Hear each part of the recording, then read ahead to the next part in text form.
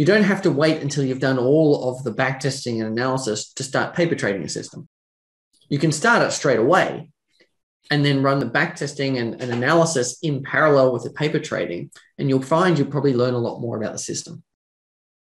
Now, you don't have to do that, because if you just devote a couple of hours, you sit down and you just grind through all of the backtesting, you could be ready to go and you just start straight away. But if you are not yet confident in the system because you haven't yet done all of the backtesting, that's one major reason to be paper trading.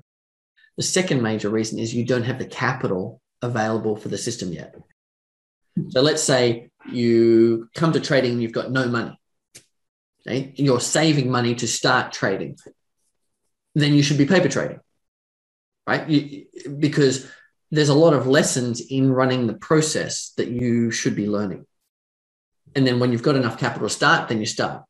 Or another scenario is, what if you've got one system and it's using up all of your capital, and you're adding capital at some point in the near future, to implement another system.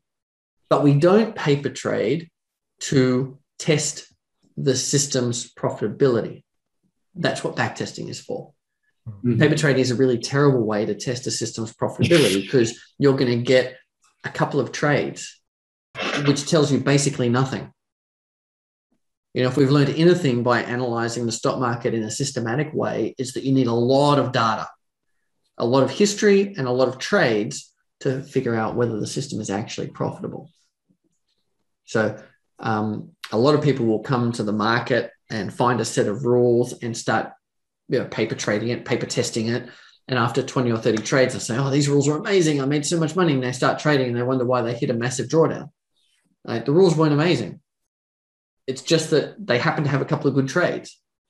And that's what you saw in your paper trading. You need to backtest with the whole data history and to understand how it performs.